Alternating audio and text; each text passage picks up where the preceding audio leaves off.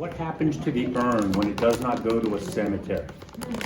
I want to tell you all not a story, several stories about that. When the state police and the FBI have come to the funeral home, knocking on our door saying, why have you thrown this urn into the dump? It was found in the dump. We did not obviously throw it away. We gave it to a loved one. They put it home in their closet because it was mom, or it sat very prominently on the mantle. When mom or dad passed away, it passed down to the grandchildren. That's my grandmother. I knew her well. She gave me candies and cookies. The next generation, we're the great-grandparents now, they're like, oh, I remember being heard about them. Fourth generation, they have no idea who it is. It goes into a closet. When they move or pass away, what happens? They don't know what this is. It's a box. They throw it away. I get called. So please, if there's one thing you can take from this, and I'm not preaching Catholic doctrine, although that's what we're here for, I'm not preaching any religion or anything, do something with your loved one. That's it. That's all I'm going to say about that. I don't like the police showing up at my door. Okay. Again, I have a little star, a bullet point on something Father Larry mentioned about if you have specifics about what you want happen to your body, your funeral. Again, this transcends any religion whatsoever. Do tell your family, write it down, come to the funeral home, make pre-arrangements, whatever you have to do, communicate it. Because, do we have an attorney on our list coming? They hopefully will talk about this at some point. If you come to the funeral home and you sign a contract with me about what you want, specifically what you want, a contract's a contract in our funeral home's eyes. You signed a contract, I'm doing it. Now, can your family make a change to that? Yeah, but it may take a judge's injunction if they want to do it. Contract is a contract. If you don't think your loved ones will do what you want for whatever the reason, they don't understand the funeral mass, they don't think, take care of it yourself. An attorney can put some, funeral plans don't put it in a will. Okay, and again, I'm not the lawyer.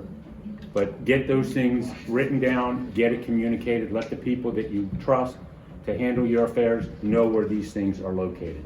I'm not a big fan of safe deposit boxes either, unless someone's name is on there with you, has the key, has access to it. Okay? Father Larry talked about obituaries. I cannot stress how therapeutic that is. Write your own obituary. Write your loved one's obituaries. I'm going to digress very briefly into a personal story. My mother-in-law was in her 90s when she passed, and she just passed last September. I have had her funeral planned and down to everything, and she lives out of state in Colorado. It's been planned and amended and changed at least once a year. I lovingly, and she knew this, so I'm not talking out of school, I refer to my mother-in-law as the old broad. I'm a very planning, meticulous person. When we would go to Colorado at least once a year, 2 or 3 times a year, I would make a PowerPoint for my wife's family about where we're going to be, what we're going to do each day, so they would know in advance, we'll see you on Tuesday, you on Wednesday.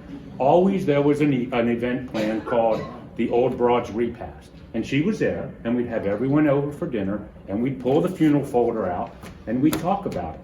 We would add a line to the obituary, we'd make sure the grandkids, we'd add events. Her obituary ended up being long, but it was lovely.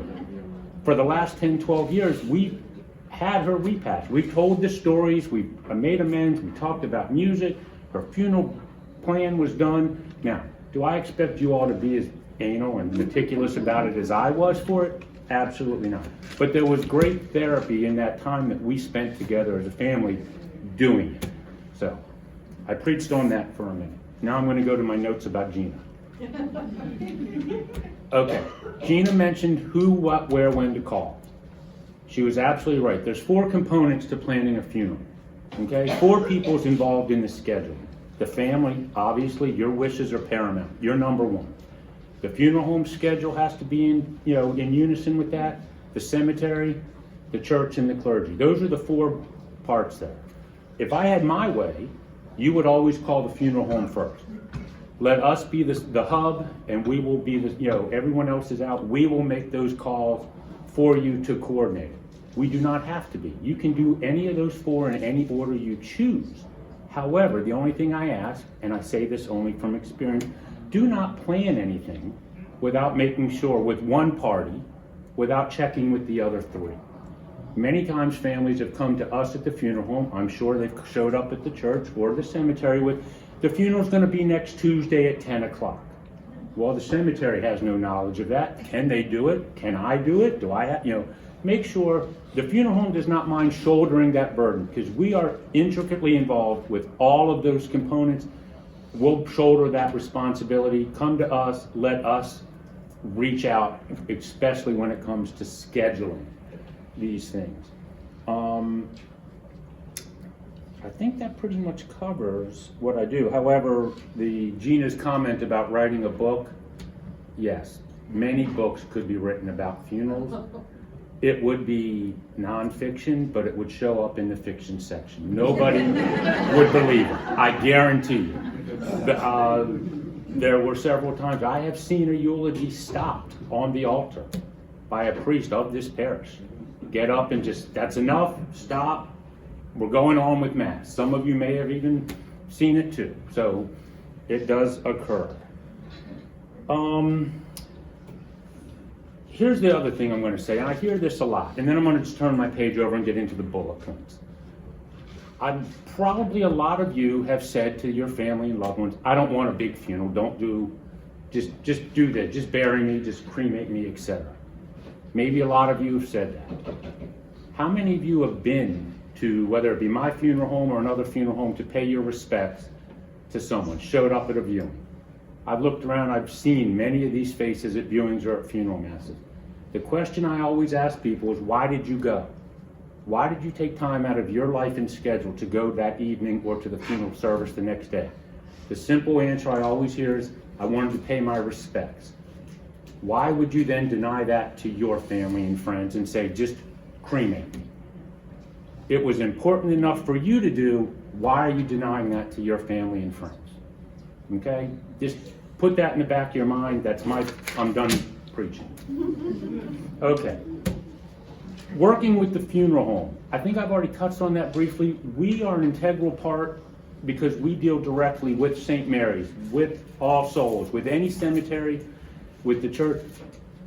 Our role, what we want to do when a family calls us, is we want to take on as much of the responsibility for them as we can. We cannot grieve for you. We cannot plan for family and friends coming into town for you. Things of that nature. We can't plan meals. What I can do is plan your funeral, make your phone calls, send emails. The things that are going to take up your time, use us as a resource. You don't plan funerals once, twice, maybe 3 times in your entire life. I plan a dozen, a week. I can do it. My staff can do it. That's what we're there for. Use us. If we don't know the answer, I know who does know the answer. So don't think you have to go through it alone. We will walk you through the process. A funeral home is there from the moment you call us in perpetuity. There is no end to when you can reach out to us. There will be questions. Always reach out to us. The goal of when you come to the funeral home is we're going to bring you in. We're going to introduce ourselves. We're going to sit you down in a conference room. We're going to ask you, what do you want? Simple, very simple questions. What do you want us to help you with your loved one? And it usually starts very simply. I don't know. Okay, so we have to draw the answers out. Do you want your loved one to be buried or cremated? That then opens up what avenue we want to go there. As Father mentioned, the casket can come to church for Mass. An urn can come to church for Mass. Do you want Mass? Of course. Yes. Okay, we'll plan it. Then what do we want to do? You don't need to know those answers when someone passes away. We will get the answers from you. Now, would I like you all to come into a funeral home and do this in advance? Yes. A, you get what you want. B, it's a lot easier. You can make these decisions in a calm, rational mind, as opposed to feeling, I've got to make these answers within an hour. Some people plan it well in advance. Some come in with not a clue. And I'll say this, and I'll look around the room, this is probably more for the women, no offense to the men. Imagine planning a wedding in 3 hours. It's a lot of the same components have to be put into place. Would you want to plan your wedding in 3 hours? No. Why don't we look at this part in the same? Options available. That is an interesting question when I saw this on the outline here. Options are endless. And what I mean by that is literally endless. What do you want?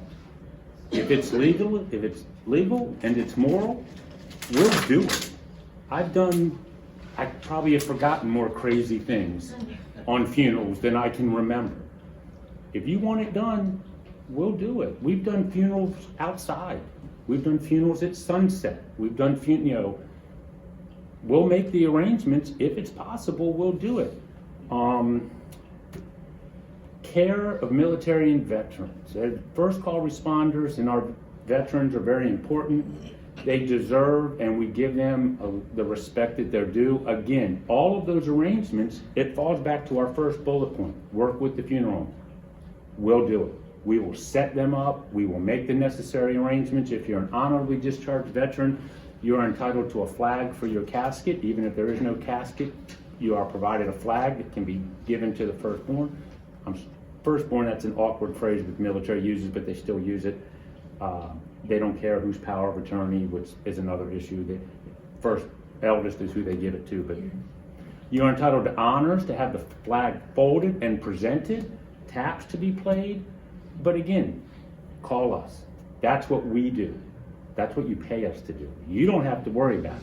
The only thing I would leave on that bullet point right there is if you are a veteran or if your loved one is a veteran, find their DD 214, 214, find their discharge, put it with your important papers if they don't have it now. If you cannot find one, you can petition the Personnel Records Center in St. Louis, where all Army and all military discharges are stored and all documents. If you need help getting that, I can help you with that. It is a process, so if you cannot find your discharge at this point, work on it now. That's important. Veterans are entitled and the military will provide it and we will do it for you. The next bullet point, if you're reading down with me, is a scary one. Costs. That's such a vague, broad question. That's like saying how much does a car cost? I can go buy a used car for $2,500. I can go buy a Rolls Royce for $250,000. Do I want a Rolls Royce? No. Do I probably want to drive in the $2,500 used 10-year-old used car for reliability? No. However, there is anything available in any price range, and the proper amount of dignity will always be afforded. What I mean by that is a funeral home, I don't care if your funeral costs $15,000, $20,000, or $2,000. It makes no difference to us. It's what's right for you and important to you. Now, I will give you some parameters in there, some highs and lows. And I can only speak from my funeral home standpoint, but we're pretty much in line.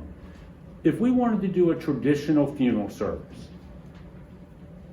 body embalmed, an open casket, the visual at the funeral home the night before, church the next morning, to the cemetery, whether it be St. Mary's here, Gate of Heaven, All Souls, wherever we're, even in non-Catholic chain, wherever we're going. The funeral home's fees for that, approximately as a ballpark, is going to be in the $6,000 range. Now is when the parameters come. You need a casket. And I've got some price lists here I could show you all, but a price is I can get you a casket that I have in my funeral home right now in the selection area for about $1,500. I can show you a solid bronze for $15,000. So that's why the idea of putting a cost to a funeral is kind of hard. They come in all price ranges, whatever's appropriate for you. When I meet with families, I tell them, I kind of relay this story to them. The very first funeral I ever personally had to make arrangements for was my mother. My mother's in a cherry casket, cherry wood. It's not the most expensive, it's certainly not the least expensive. It's towards the upper bracket, but that's not why I put her in. I mean, I can give you, and I use this term very emphatically, useless knowledge. I know all there is to know about caskets. Ooh, that was a Freudian slip. About caskets.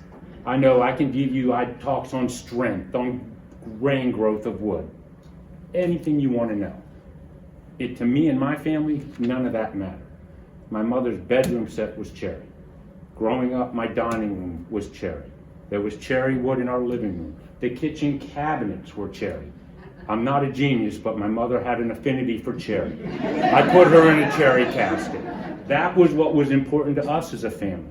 And the funeral home, any funeral home can give you the knowledge of what's important to you. It might be colors. It might be strength. It might be price. The funeral director can guide you through all that and find what you feel is appropriate for you. So that's why the cost of a funeral can vary drastically. For a body that wants to be cremated, I kind of gave you the funeral home's parameter before a casket for a burial. If we want to have a body cremated, it can be less expensive. If you don't want, and the key word there is don't, do not. If you don't want to have the opportunity for family to come pay their respects, a viewing.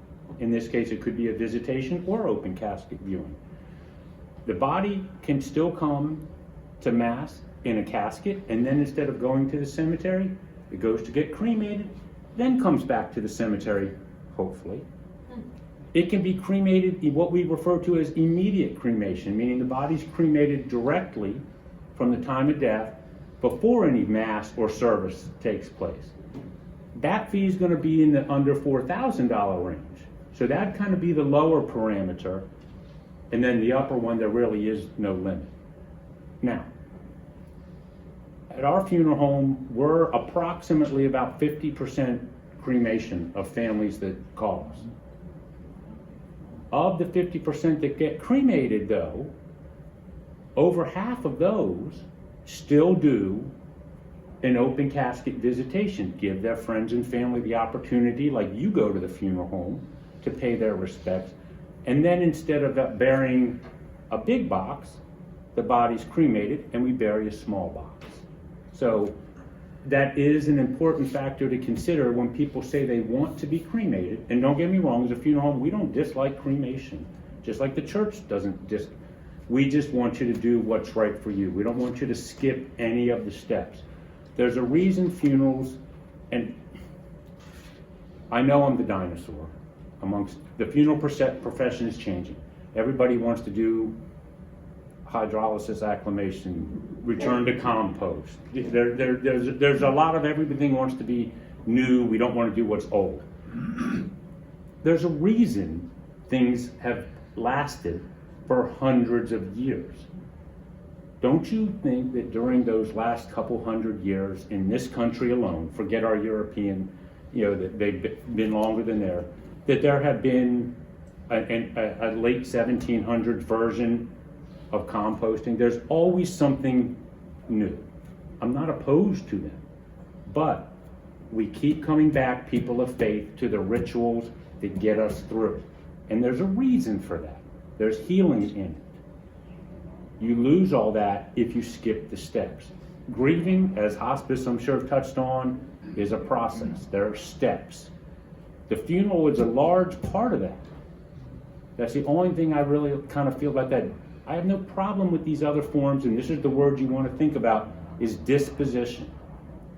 I don't really like it, but that's the legal term. That's what happens to the body. Disposition. Do we bury? Do we cremate? Do we turn into compost? Do we do this? Do we do that? What do you do? That is just one small part of the funeral process. It's one of the most important because it's eternity attached to the end of it. That's the end of it. But what you do before that disposition does not change. You can still do every aspect of a funeral mass, or if you're not Catholic, any type of funeral before the form of disposition. There's lots to do there. I'm going to just jump to payment options real quick because that is very easy. Payment options are whatever form of payment you want to bring. There's not a funeral home in the country that won't take your cash, your credit card, your check, anything like that. If you don't have personal funds, which a lot of us don't, I'm not writing a $10,000 check tomorrow. If you have life insurance, that can certainly be used to pay for a funeral. That's what a lot of people have it for. The funeral home will take what's called a funeral assignment, where basically the beneficiary of that policy, and I'm going to use simple math that I can do. I went to Laurel High School, so it has to be very rudimentary.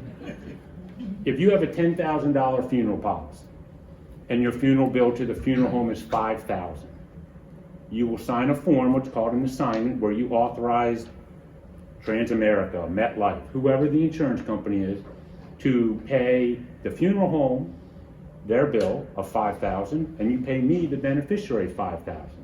Funeral home will do that for you. It's not a problem. It's guaranteed funds. Once the the insurance is guaranteed that you haven't cashed the policy out, we'll gladly do that.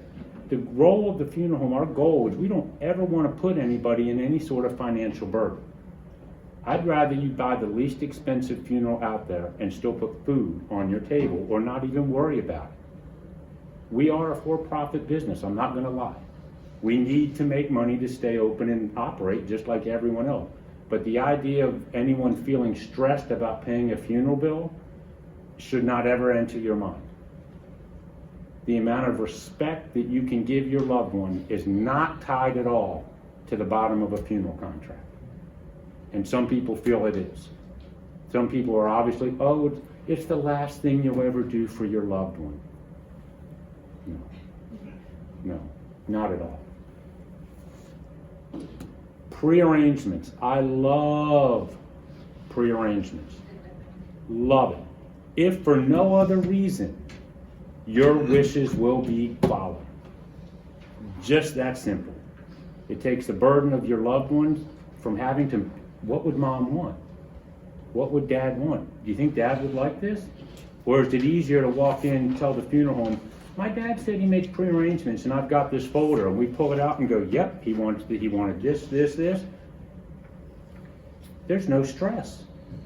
Absolutely, we take one of the stresses of coming into the funeral home away from prearrangements. If I ran for president, that'd be one of the first laws I'd pass.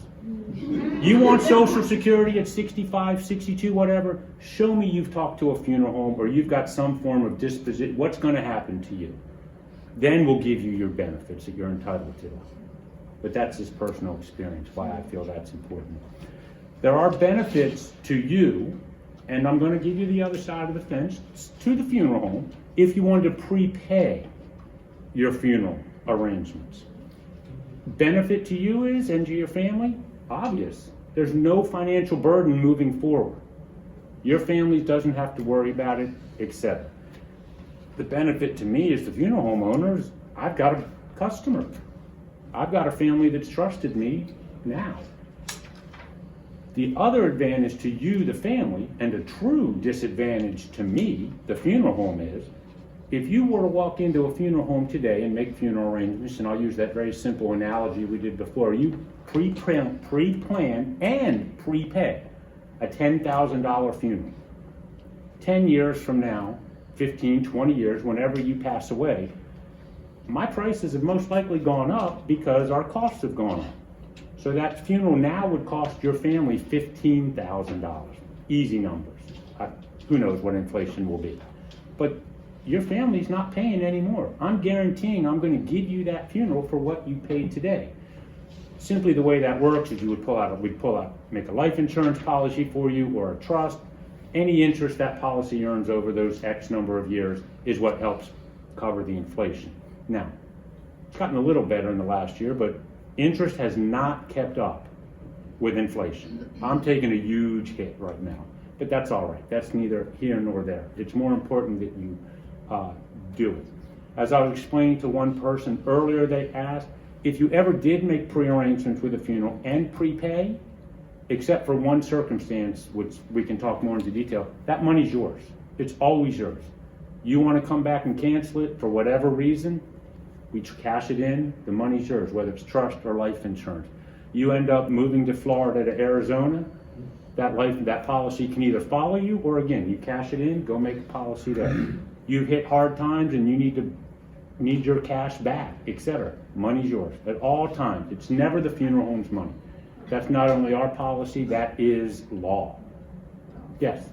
I'm preparing to purchase, to do just what you described, but I do have some anxiety about it defaulting. Is there I'm ready 20 years from now? No, I can give you, I hope of, the money isn't, here in Maryland, I don't know if you're planning to make it, here in Maryland, it's guaranteed by the Maryland state government, Maryland Board of Morticians. Any funeral that is in trust, there's right now it's over $1 million, there's a fund that we pay into as funeral homes every year to make sure we cover, and it's held by the Maryland state, that we pay into, that ensures if you get tied up with a criminal, someone that does bad things, and you make pre-arrangements and they end up in Tahiti with all your money, which is very hard. We are a very, very regulated business. But if that were to happen, your funeral is still guaranteed by this Maryland, it's called Maryland Family Securities Trust, that funeral homes pay into every year.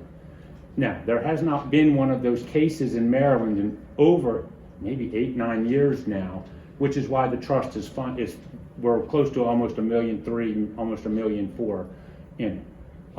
The other thing to look at is make sure you trust your funeral home. Find a reputable funeral home that you trust. Trust is a huge factor in making pre-arrangements or what we consider at-need arrangements. You have to have a level of trust with who you're dealing with. And I say this in a nice way, not to be rude, so please don't take it that way. Most funeral consumers are ignorant, and I don't mean that but they're uneducated on what to do at a funeral. They just are. And it's our job as the funeral home. We have many tasks, but I tell all the staff that come to us, our most important job is to educate. You need to educate the people you're dealing with about what their obligations are, what's legal, what's not. Tell them the information, let them figure out what's right for them. We're certainly not salespeople. We're not trying to sell you anything because we don't want you to be happy. This is a choice and a decision that you need to be comfortable with, and apart with that comfort comes trust. And there have been many times I've sat across from a family and they're just not getting it from me. They don't feel it, I'll happily either bring in another funeral director, or we've even called another funeral home. Tell me who you would want, and let me call them and see if you can find a level of trust with them that you want. Not everyone gets along with everyone. We all are different. I hope did that cover it for you? Yes. If you have a trust established with a law firm already, is this something that you would do separately through the funeral home, or would you go to that firm to have this established? Trust with a law firm generally would cover different aspects. That's more of your estate. Right. It certainly can encompass funeral pricing to cover the funeral expenses. However, there's kind of a few, I won't say issues or concerns, but things that need to be considered. Most funeral homes, believe it or not, work on a very, very tight, even though I mentioned we're a for-profit business, our margins are extremely, extremely thin. So funeral homes expect to be paid when we make funeral arrangements or at the time of the funeral. You can't go buy a gallon of milk and tell the grocery store, I'll be back next Tuesday, when on payday, and pay you. So we'd like to be paid at the time that we make these arrangements and we put expenditures out on your behalf, and we're happy to do it. However, if your money for the funeral itself is in a trust, that trust isn't going to be executed until you get death certificates from the state. That's a couple weeks. Until the trust is opened, you've got a couple weeks. So the funeral home's going to want, I mean, you want me to do the funeral, we got to work something out. So a lot of times families will use their own personal expenses, and then the trust will pay that person back. So that's one we can work to. Setting it up with the funeral home. If you set it up with the funeral home, the one true advantage that I feel would be for you is, as I mentioned, your price is locked in. If you come in and tell me what kind of funeral you want, and we come up to a dollar amount, it's $10,000, you go put that money in trust with your estate attorney. 15 years, 20 years, when that $10,000 is 15, I have to charge your family $15,000 because the trust has gained all that interest to offset inflation as opposed to where the funeral home would get it. So the short answer from a monetary standpoint of commerce, the advantage is to do it with the funeral home. If you have the funds already established that are going to be put into a trust, you protect inflation. But that's a personal opinion on how you know, for everyone individually. Yes, sir. Oh, but flip a coin. Who wants to go first? What are the challenges or in terms of taking the body of one I'm sorry, taking the body of your loved one to different countries? different countries. Excellent question. The problems are not yours. The problems are not the family of the loved one. The problem, and I don't use problems, the obstacles that have to be overcome are the funeral homes. Now, I can go into what that entails, and that depends on which country specific. I can just tell you, I have sent many. We are a very transient community here around Washington, Baltimore, DC area. We send a lot of loved ones home, out of the country. We are experienced at it. A lot of funeral homes in this area are. It's not hard for you. The same parameters apply. When someone passes away, you call us as part of the questioning process. When we ask you, and where will your loved one be buried? Instead of you telling me St. Mary's Church Cemetery, you're telling me X. And then the funeral home behind the scenes, we take care of all the necessary paperwork. We put the papers in front of you that would need to be signed, just like anywhere, and that's the end of it. There's a little more coordination involved as far as timing, but you're still making one phone call to a funeral home, and we're doing it. Did you have a question, ma'am? I think mine was similar. If the person that pre-planned the funeral died maybe in New York for Okay. whatever reason, is your funeral home gonna do anything to bring that body here? There's a couple different scenarios involved in that question, so I'm going to try and narrow it down. If they've made pre-arrangements here in Maryland, and their intent is to have their funeral here in Maryland, Mass at St. Mary's, again, we'll bury out back again. They happen to pass away in New York, vacationing, staying with your phone calls to us. We will make all the necessary arrangements to bring from A to B, and then that folder that we had in front of us we'll pull it out. We'll do just like they passed away here in Law. Was that an extra cost for the That, family? yes, because we're not following the funeral. However, this is going to sound like a sales pitch, so please don't think of it this way. If you do make pre-arrangements with a funeral home and pay for it, I believe it's currently, and don't quote me on this, it's $300. You can add a little in policy to that basically says if you die out of state, that outside of the purview of this contract we're signing, for an additional X, and I think it's 300 maybe, I'm not sure, don't quote, that extra expense to bring your loved one back to Maryland to start the contract from here that's already prepaid will be covered. So there are ways to protect yourself and family if that's something you think is going to happen. Someone travels a lot, things of that nature. So there are ways that we have that can protect you from that additional expense also.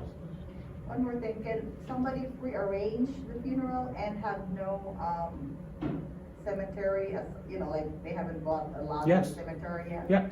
Yeah, it can just be written down on the line of our contract where we talk about what cemetery, NA, and then at that time, if you haven't still done it, you would contact the cemetery and they do it, or you can even make a separate, well, I hope I'm not talking out of turn. You can, at the same time you contact me to say, I need to talk about making funeral arrangements, but you think you want to be buried in X cemetery, we will direct you, if you don't already know, to the cemetery, and you can even prepay your expenses there if you're trying to kind of just really cover all your bases. We even have some people that put money aside into the funeral trust if they're prepaying whatever money they feel is necessary for the repast, for a luncheon. So at the time comes when mom passes away and we pull that contract out and they want to take everyone for $1,000 to go, I'm writing that check because I'm using mom's money. There's no out-of-pocket expense. So there's a lot of different things. If you come and talk to the funeral home about these things, we can walk you through what's appropriate, what might be best for your situation. I think we've pretty much got a lot of these bases covered. And I tell people, in any circumstance, there's no question you can ask me that I haven't already answered 10 times. Don't think it's a crazy question or absurd or anything like that. We've been asked. You're not unique. Yes, ma'am.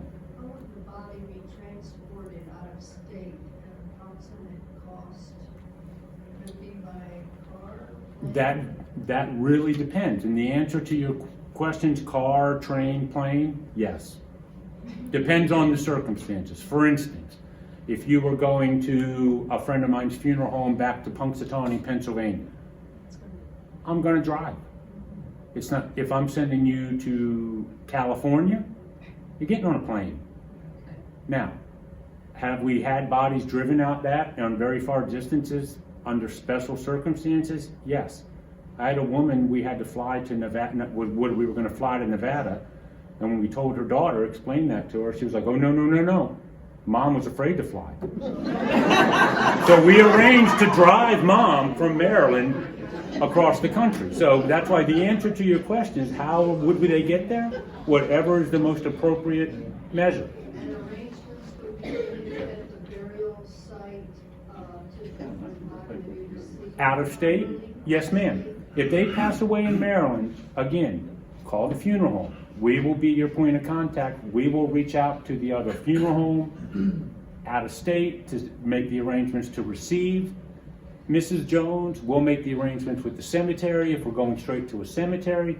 All of that, I can't stress it enough. All of these, that burden fall, and I use the term burden lovingly, we'd love to do it. That's us.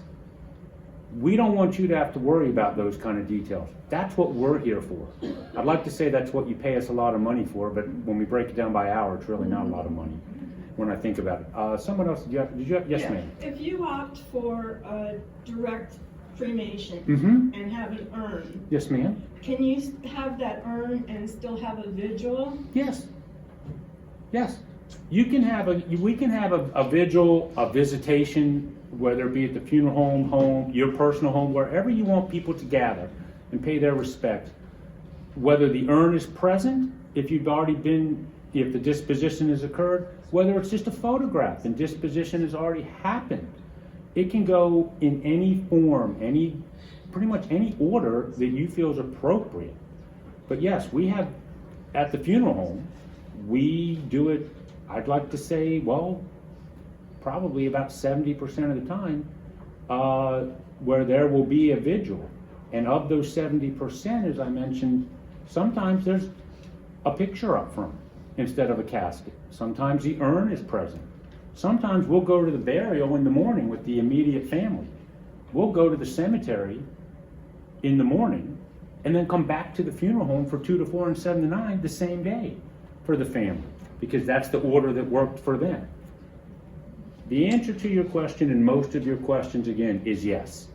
If it's what you want, the only parameters I put, if it's legal, if it's moral. The answer is yes. We'll do it. If it's within the physical world to be done, we will try and do it for you. And one more question. Yes, ma'am. What is considered an acceptable urn? An acceptable urn? Yeah. Okay. Cemetery may have some thoughts on this depending on the cemetery that you're burying in. Okay. From the funeral home standpoint, I don't have a rule. If the remains will fit in it, it'll go in it. I've put remains in homemade urns, that someone was a woodworker. I put them in flour tins because they were a baker. I put them in a cookie jar. I put them in a Crown Royal velvet bag, bottle, and in the Crown Royal bag, and we sealed it.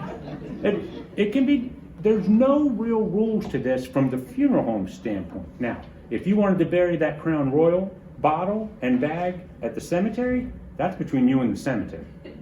That, you've got to work that out, and we can help you with that too, with an urn vault and et cetera. So it can be done. Thank So you. unacceptable, I don't have one.